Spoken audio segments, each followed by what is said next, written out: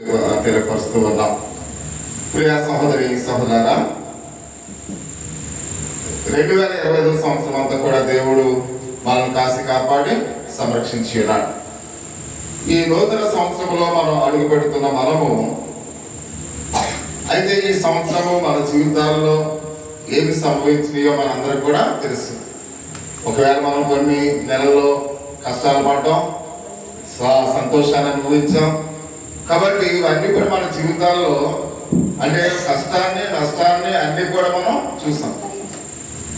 అంటే మన జీవితంలో ప్రతిదీ కూడా మనల్ని వెంబడించి ఆనందింపజేసినవి, అదే విధంగా కష్టాల్లో కూడా మనం నడిచిన వారుగా ఉన్నాం. ఇవన్నీ కూడా ఒకసారి మనం ప్రతి ఒక్కరిని కూడా ఆలోచించాలి. ఎందుకంటే ఇప్పుడు వ్యవసాయం చేసేవాడు ఆ మొదటి పంట 20 బస్తాలు పండింది అనుకోండి, ఏం చేస్తాడు?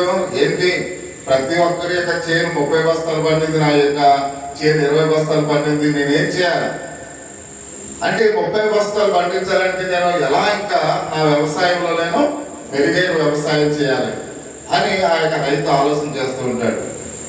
వ్యాపారం చేసేవాడు కూడా నా వ్యాపారంలో ఎందుకు లాస్ వచ్చింది, నేను మరలా ఈ సంవత్సరం నా వ్యాపారాన్ని ఎలా అభివృద్ధి పరచుకోవాలనే ఆలోచన చేస్తూ ఉంటాడు. అలాగే కుటుంబం విషయాల్లో కూడా మనము ఒకవేళ మన యొక్క కుటుంబం ఈ 2020 సంవత్సరంలో అనేకమైన కష్టాలు అనుభవించామనుకోండి, దాన్ని ఎలా రెక్టిఫై చేసుకోవాలి, మరలా ఈ 2026 సంవత్సరంలో మనం ఏమైతే శ్రమలు పడ్డామో, ఏమైతే కష్టాలు పడ్డామో వాటిని అన్నిటి నుండి మనము మేలైన కార్యాల్లో మన జీవితాల్లో వెళ్ళాలంటే మనం ఏమి చేయకుండా చేశాము అని రాత్రి ప్రతి ఒక్కరిని కూడా ఆలోచించాలి.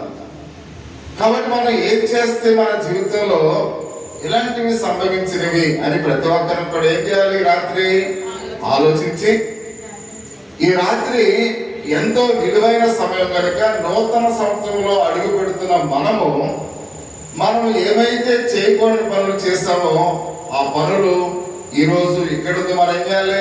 ఫుల్ స్టాప్ పెట్టాలి. అంటే నూతనమైన కార్యాలు చేయడానికి మనము సిద్ధంగా ఉండాలి. అందుకనే బైబిల్ గ్రంథంలో మనం ఆలోచన చేస్తున్నప్పుడు కృపనొందిన కుటుంబం గురించి కొన్ని సత్యాలు మనం తెలుసుకుందాం. కృపనొందిన కుటుంబం, ఇందాక సహోదరులు చాలా చక్కటి పాటలు పాడారు మీరందరూ కూడా. అంటే ఆయన కృప మాత్రమే మనల్ని నడిపిస్తూ ఉంది, ఆయన కృప ద్వారా మాత్రమే మనము ఈ విధంగా ఉన్నాము అనే విషయాన్ని మనం ప్రతి ఒక్కరిని కూడా గమనించాలి. అంటే బైబిల్ గ్రంథంలో కృపనొందిన కుటుంబం ఒకటి మనం చూస్తూ ఉన్నాం. ఆ కుటుంబం ఏ విధంగా దీవించబడ్డది మనం తెలుసుకోవాలి. ఆ కుటుంబం ఏ విధంగా దీవించబడ్డది, ఎందుకంటే పరిశుద్ధ దేవునికి లేఖన భాగంలో దేవుడు కుటుంబాన్ని కట్టువాడుగా ఉన్నాడు. ప్రియా సహోదరి సహోదరా, కాబట్టి ఈ లోకంలో మనం దీవించబడాలంటే మన కుటుంబాన్ని ఎవరు కట్టాలి? దేవుడు కట్టాలి అనే విషయాన్ని మనం గమనించవలసిన వారిగా మనం చూస్తూ ఉన్నాం. భూలోకములో మొదటి కుటుంబాన్ని మనం చూస్తున్నప్పుడు ఆదాము అవ్వలు దేవుడి చేత జతపరచబడిన వారుగా ఉన్నారు. అంటే మొదటి కుటుంబాన్ని కట్టింది ఎవరు? తండ్రి అయిన దేవుడు అని ప్రతి ఒక్కరిని కూడా గమనించవలసిన వారిగా మనం చూస్తూ ఉన్నాం. అయితే ఒక ఆదర్శమైన కుటుంబంగా దేవుడు ఆదాము అవ్వలను ఏర్పరిస్తే ఈ ఆదర్శమైన కుటుంబాన్ని పాడు చేయడానికి ఎవరు ప్రయత్నం చేశారు? సాతాను ప్రయత్నం చేస్తున్నట్లుగా పరిశుద్ధ దేవుని యొక్క లేఖన భాగంలో మనం చూస్తూ ఉన్నాం. అంటే ఆ మొదటి దాడి ఆదాము కుటుంబం మీద సాతాను దాడి చేసి ఉందని మనం చూస్తూ ఉన్నాం. ఎందుకంటే భార్య భర్తలైన ఆదాము అవ్వలు ఒకరికొకరు అత్తుకుని ఏక ప్రేమతో ఉండేవారు. ప్రియమైన వాళ్ళు, ఆదాము అవ్వలు ఎలా ఉండేవారంట? ఒకరు అత్తుకుని ఏక ప్రేమతో, ఏక విశ్వాసంతో ఇరువురు కూడా చాలా చక్కటి జీవితాన్ని వారు ప్రారంభించి ఉన్నారు అనే విషయానికి మనం చూస్తూ ఉన్నాం. కాబట్టి ఒకరు అంత ప్రేమగా ఉండే ఆ కుటుంబంలో సాతాను ఎప్పుడైతే శిక్ష పెట్టిందో వారి ఇరువురు కూడా ఒకరు అసహించుకునే పరిస్థితుల్లోకి వెళ్ళిపోయారు. ఎలా వెళ్ళిపోయారంట? ఒకరు అసహించుకునే పరిస్థితుల్లోకి వెళ్ళిపోయారు. ఒకరి మీద నిందలు ఒకరు వేసుకునేటట్లుగా వారు తయారైపోయారు అని పరిశుద్ధ లేఖన భాగంలో అయితే మనం చూస్తూ ఉన్నాం. కాబట్టి ఆ విధంగా వారు ఒకరినొకరు ఏనపరుచుకునే వారి యొక్క స్థితిని ఏ విధంగా ఉందో ఒకసారి మనం ఆలోచన చేసినట్లయితే మనం చూస్తున్నప్పుడు వేరే వాళ్ళ ఆ కుటుంబంలో ఎవరు పుట్టారు? కయ్యోను హేబేలు జన్మించినట్లుగా మనం చూస్తూ ఉన్నాం. అంటే కయ్యోను హేబేలు కూడా అంటే తండ్రి తల్లిదండ్రులు ఎలా జీవించారో ఈ కయ్యోను హేబేలు కూడా అలాగనే జీవించారు.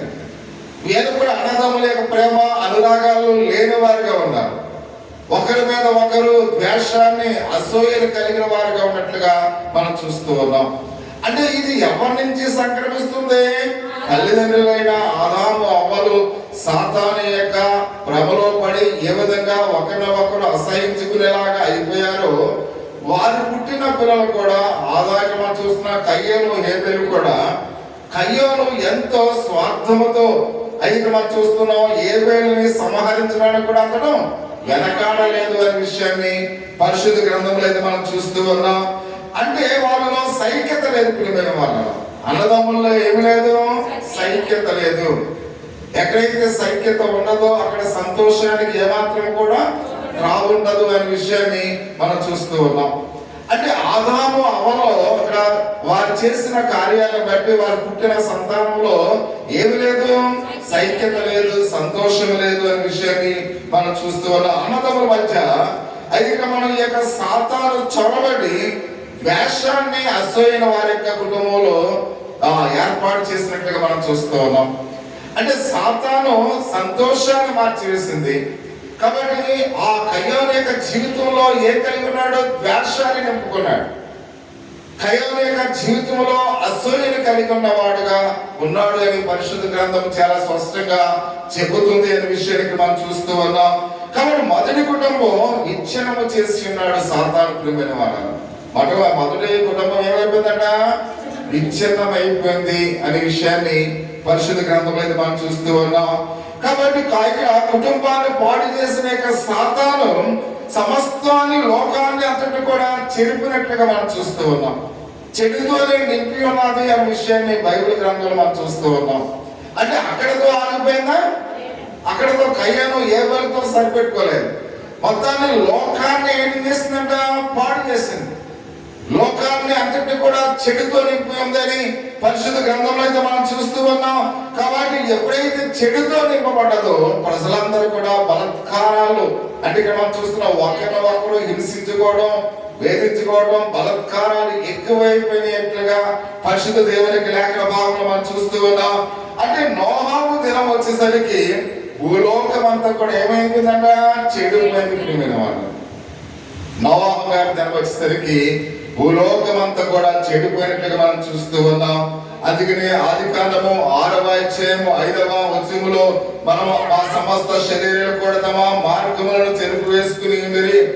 అంటే భార్య భర్తలు వరుస వాయువులు కూడా వారు మర్చిపోయి జీవించారు అని పరిశుద్ధ గ్రంథంలో అయితే మనం చూస్తున్నాం. అంటే సాతాను ఎంతగా డైవర్ట్ చేసిందో ప్రజల యొక్క జీవితాలని. అసలు వరుస వాయువులు కూడా వారికి తెలియకుండా భార్య భర్తలైన వారు వరుస వాయువులు లేకుండా జీవించి ఉన్నారని పరిశుద్ధ గ్రంథంలో చాలా స్పష్టంగా చెప్పబడినట్టుగా మనం చూస్తూ ఉన్నాం. కుటుంబాలన్నీ కూడా విచ్ఛిన్నమైపోయి వారందరి యొక్క పరిస్థితి ఆ దగ్గర నీతిహీనులైనట్లుగా మనం చూస్తూ ఉన్నాం. తల్లిదండ్రులైన వారు కూడా వారి పుట్టిన పిల్లలు కూడా వెచ్చలవిడిగా జీవించారని ప్రియమైన వారు. ఎలా జీవించారంట చెప్పాలి. కొద్దిగా సౌండ్ పెట్టలేదు. ఫస్ట్ పెట్టి ఇక్కడ బాక్స్ దగ్గర. కాబట్టి వాళ్ళందరూ కూడా ఎచ్చలవిడిగా వారు జీవించినట్టుగా మనం చూస్తూ ఉన్నాం.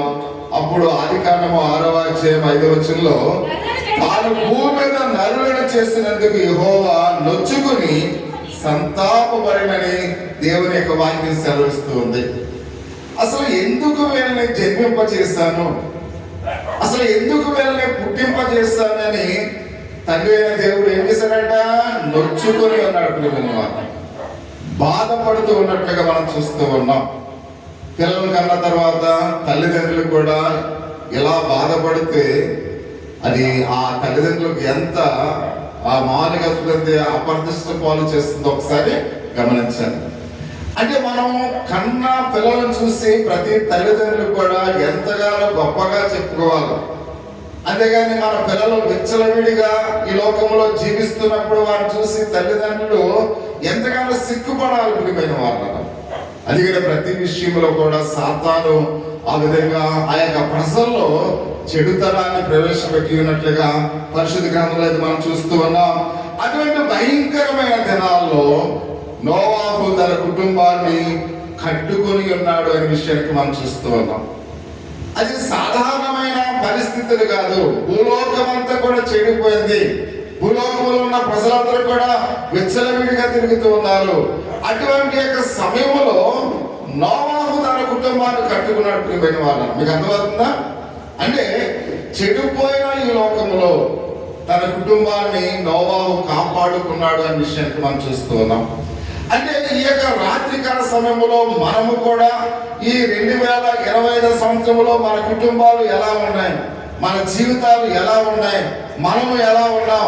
ఒకవేళ మనము కూడా ఎలాంటి పరిస్థితుల్లో విచ్చలవిడిగా తిరిగేవారుగా, ఐదిక మనుషులు అయితే ద్వేషాన్ని అసూయ ఒకవేళ మన హృదయాల్లో కలిగి జీవించేవారుగా ఒకవేళ ఉన్నట్లయితే మనకు కలిగిన సంతానం కూడా కయ్యోను ఏబేలు వలె ఉంటారు ప్రియమైన వారు.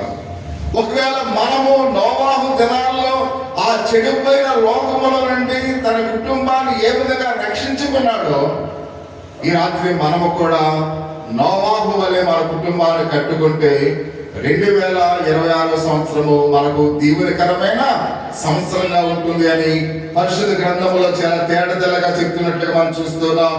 యవనస్తులై